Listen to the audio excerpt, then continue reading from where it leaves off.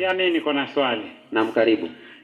Msomaji, unisomee kitabu ambacho kinaitwa Wakorintho wa kwanza 3 mstari ule wa 11.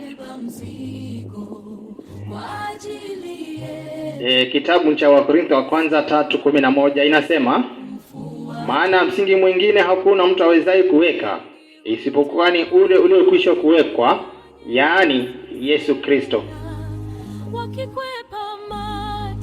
Sasa hilo swali langu liko namna hii. Tunajua kanisa la Mungu ni nyumba ya Mungu ambayo ni msingi, kuna msingi alafu kuna nguzo. Sasa ule msingi wa Adventista tunaona umebezi na zile 2 pillars, Habakuki 2 pillars. Sinipo. Ni hizo 2 tables. Ndio. Sasa msingi ni Kristo. Kwa hivyo Kristo anapatikana kwenye zile mbao mbili zile za ambazo ni za Habakuki. Inamaanisha hivyo?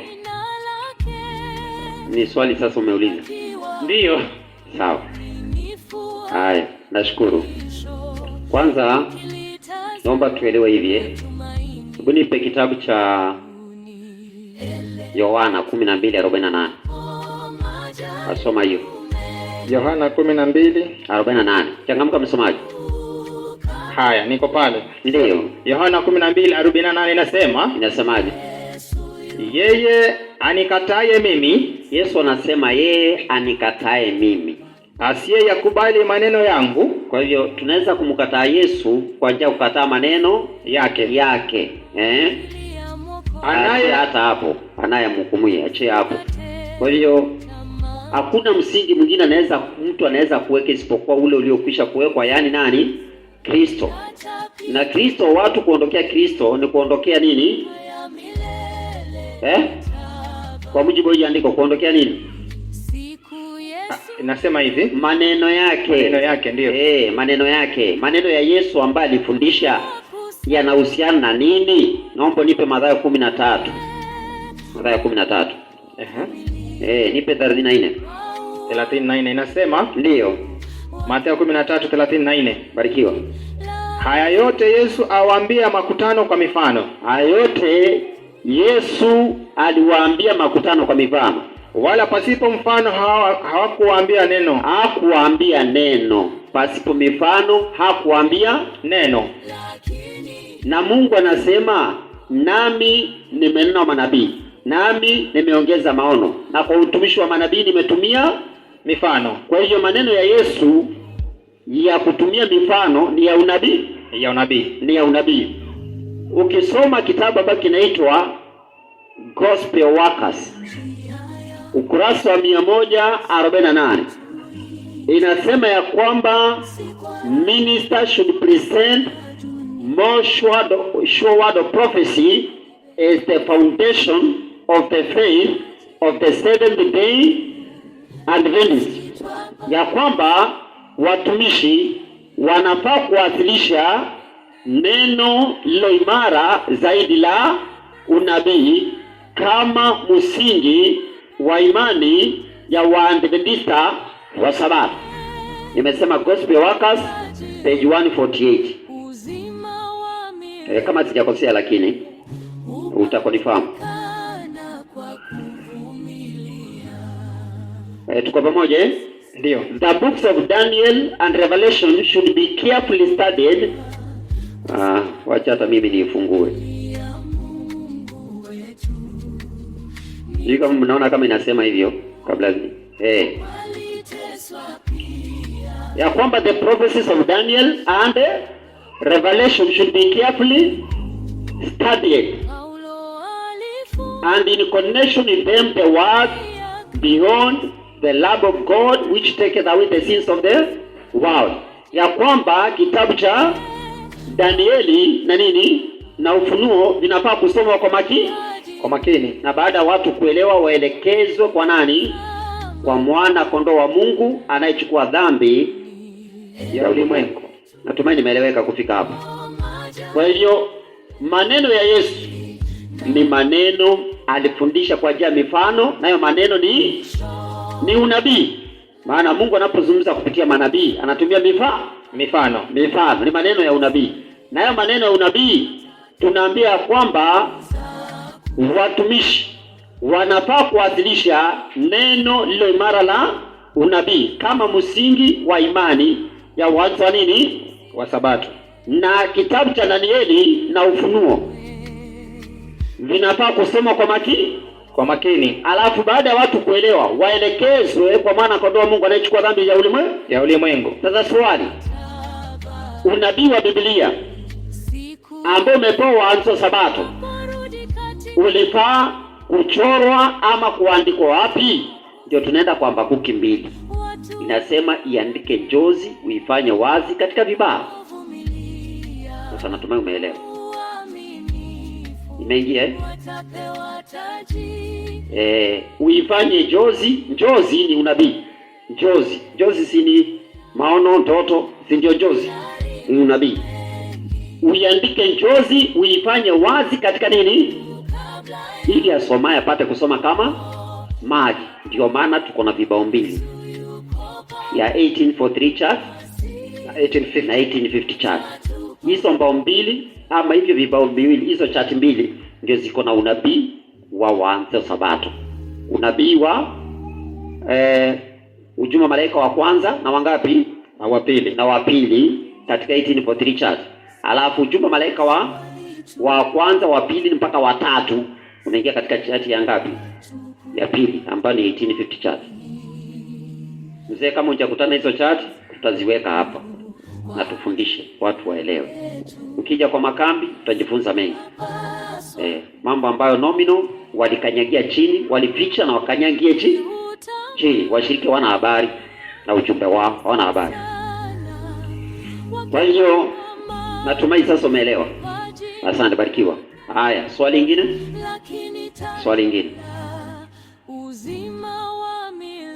Ukiwa na swali uliza tafadhali. Maana kesho asubuhi naondoka kuelekea Kisii kule Nyamira. Naelekea Nyamira, mkutano wa injili huko. So mzidi kuniombea sana. Mungu anijalie neema na nisaidie, na pia asaidie familia yangu. Kwa hivyo naenda Nyamira. So uliza swali.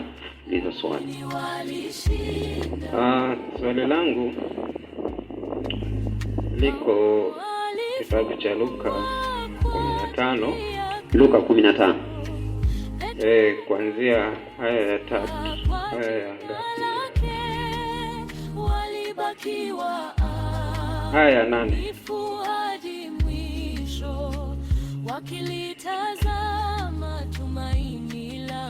Sijui isomo ama inaeleweka? Inaweza somo. Nina Kiingereza mimi hapa. Luka 15 kuanzia ya 8. Ndio.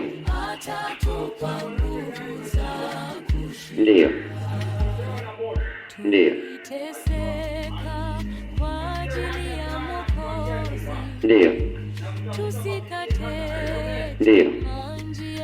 Yes. Ndio.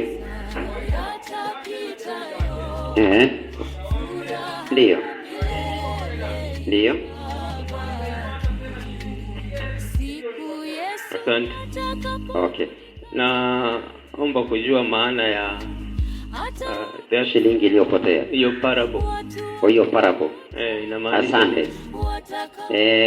Sawa, nashukuru. Anataka kujua maana ya hiyo parable, yaani mfano. Si ni mfano Yesu alitoa mwanamke katika unabii wa Biblia. Watu wa Mungu, Bwana Yesu asifiwe. Mwanamke, tunajibu swali Sasa na mimi nauliza swali. Samahani tu nirudishe nje nijibu swali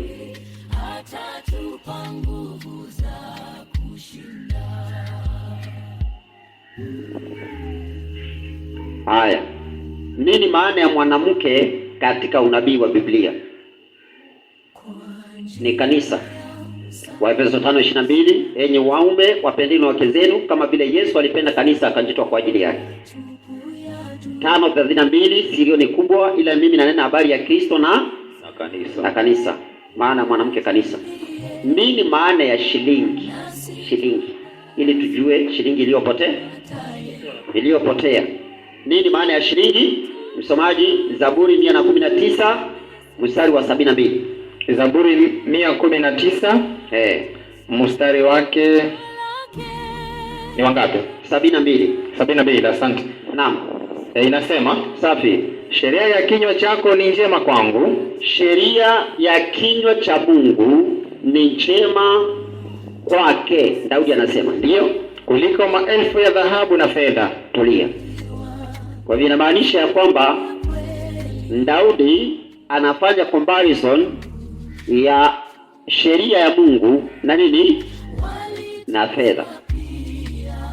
Kwa hivyo yule mwanamke alipewa sheria ya Mungu ambayo ni kama nini? Fedha.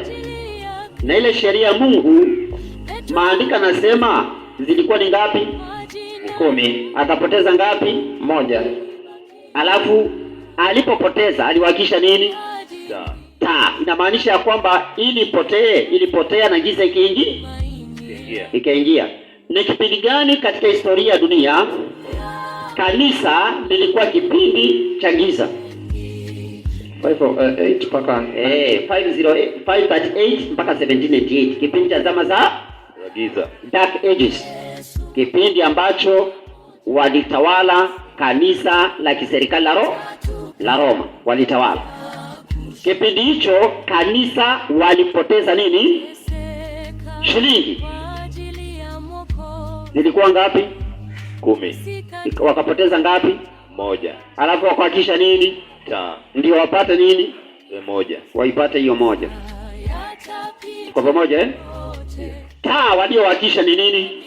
Neno la Mungu. Zaburi 119 mstari wa 105. Neno lako ni taa ya miguu yangu na mwanga wa njia yangu. Kwa hivyo walihakisha neno la Mungu ambalo ndio taa. Walipohakisha neno la Mungu, wakaanza kuchunguza maandiko, wakagundua kumbe kuna shilingi ilifanya nini? Ilipotea. Wakaitafuta, wakaipata. Walipopata, walihitajika wafanye nini? Waite majirani na marafiki waje washerekee pamoja na wao. Je, ni gani ambayo watu wanaitwa wafurahie katika hiyo? Isaya 58 mstari wa 13. Natumai nimejibu kwa ufupi Naomba samahani, nimejibu kwa ufupi. Sasa utaniambia kama nitakuwa nimejibu.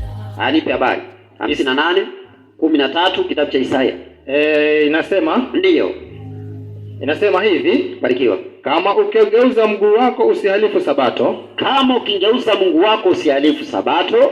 Usifanye anasa yako siku ya utakatifu wangu. Nipe habari. Ukiita sabato siku ya furaha. Ndiyo. Na siku takatifu ya Bwana yenye heshima. Ndiyo. Ukiitukuza kwa kutozifanya njia zako mwenyewe. Ndiyo. Wala kuyatafuta ya kupendezayo. Ndiyo. Wala kusema maneno yako mwenyewe. Safi.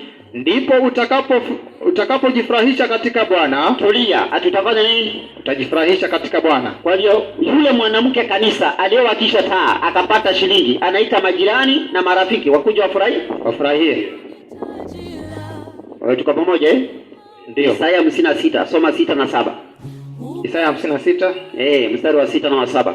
Inasema, ndiyo, na wageni walioandamana na Bwana ili wamhudumu na kulipenda jina la Bwana, ndiyo, huwa watumishi wake. Safi. Kila aishikaye sabato asiivunje. Ati kila anayeshika sabato asifanye nini? Asiivunje. Hata akiwa mgeni amekuja akishika sabato asivunje. Endelea. Na kulishika sana agano langu. Ndiyo. Na waleta hao nao hata mlima wangu mtakatifu. Nitawaleta hao nao hata mlima wangu mtakatifu. Na kuwafurahisha katika nyumba yangu ya sala. Kumbe ni gani watu wakija wanafurahia? Kwenye nyumba ya sala. Ni nini wamekubaliana nayo ndio wakuja kufurahia? Sabato. Na hata ukirudi hapo juu, hiyo kitabu cha Isaya 56, ukirudi hapo juu ikianza utapata ya kwamba hata towashi aseme hakika yake mimi ni mti mkavu. Naambiwa towashi ambaye anakubali mambo mema, anakubali kutia amri za Mungu na anakubali na sabato ya Mungu. Ndio hii hapa. Asiseme ya kwamba atatengwa na nyumba ya nani? Ya Mungu. Ayasoma verse 4. Kwa maana Bwana awaambia hivi matowashi. Bwana anaongea na matowashi, anawaambia nini? Wanaozishika sabato zangu, wanaokubaliana sabato za Mungu na kuyachagua mambo yanipendezayo. Safi. Na kulishika sana agano langu. Ndiyo. Nitawapa hawa nyumbani mwangu. Nitawapa hao nao nyumbani mwangu, na ndani ya kuta zangu. Na ndani ya kuta zangu kumbukumbu na jina lililo jema kuliko kuwa na wana wa binti. Wana na binti, tulia hata hapo, ache hapo. Kwa hivyo natumai nimejibu tu kwa ufupi. Leo mtumishi kwa sauti, naona ni kama kuna jambo.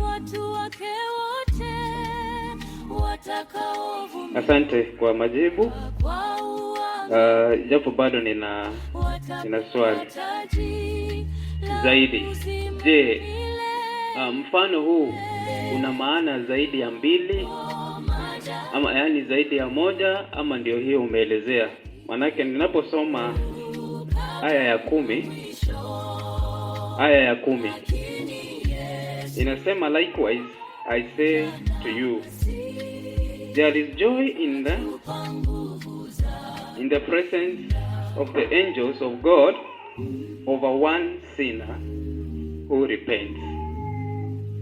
Sasa sijui kama hiyo verse asante ni mtiririko wa nini hiyo. Asante. So naomba kujua ina zaidi ya maana ya mbili ama maana ni moja. Nashukuru. Jambo la kwanza iko sawa tu, ni bado ni mtiririko. Point number 1. Wakati watu wanafurahia kwa sababu ya mtu mmoja ambaye ametubu, kuna furaha wapi? Mbinguni. Hivyo katika mtiririko huo nataka uelewe ya kwamba furaha inaingia wakati shilingi imepatikana na kuna watu swali, mwenye alikuwa anaitwa ama wenye wanaitwa, mwenye anaitwa anatoka nje anakuja baada ya shilingi kuwa imepatikana.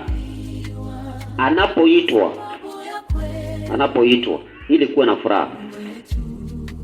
Anapoitwa alikuwa anavunja amri ya Mungu, anahitaji kutubu. Kwa hivyo kunakuwa na toba kwa yule mtu ambaye amefanya nini? Ameitwa. Kwa hivyo mwanamke, point number 1, tunajua ni kanisa. Ukumbuke hii ni mfano mwanamke ni kanisa. Kwa hiyo parable inaweza kaka na kwamba shilingi yenyewe imepotea ni huyu mwenye ametubu. Inaonekana hivyo kwa mjibu wa immediate verse. Lakini kwa mtazamo wa kiunabii, mwanamke ni kanisa, shilingi sheria ya Mungu, alafu taa neno la Mungu. Kwa pamoja alafu neno linapowakishwa ndio inasaidia kupata kile ambacho kilikuwa kimefanya nini? Kimepotea. Na tumeambiwa ya kwamba ilipopotea kulikuwa na ndio akawakisha nini? Taa. Kwa hivyo katika historia yote ya kiunabii kilichofanyika ilikuwa ni ya kwamba kuna kipindi kiliingia giza, shilingi ikafanya nini? Ndio taa ikawakishwa, ndio shilingi ikafanya nini? Alafu watu wakaanza kuitwa ili wakuja waungane, wafurahie, lakini kunakuwa wametubu. Lakini pia mbingu inafanya nini? Inafurahia. Kwa hivyo furaha haikui kwa yule mwanamke ambaye anafurahia. Mwanamke anafurahia pamoja na nini? Na mbingu. Okay. Ni sawa. Sasa japo nimesahau kidogo, Ellen G. White akizungumzia hiyo nini, I think you can, wala ambao mko na simu mnaweza enda kufanya more research. Ellen G. White anapozungumzia the lost coin haizungumzii kama sheria, anaizungumzia kama mtu anapoongea juu ya huo mfano. Kwa hivyo tukifungua hiyo, sijui nimesahau kidogo mahali nilipata the lost coin. Pia inaweza kuwa na maana mbili. Tunaweza soma katika Christology lesson So ndio maana niliuliza ya kwamba je, mfano huo una maana zaidi ya mbili, lakini Ellen White yeye amezungumzia kwa mtazamo wa ni mtu, it is a sinner. Hiyo lost coin has a sinner. Hiyo pia iko sawa pia. Asante. Unaweza soma katika Christology lesson chapter ambayo inaitwa The Lost Coin. Inapatikana kuanzia page 198. Christology lesson page 198 kuanzia paragraph 1 kuendelea.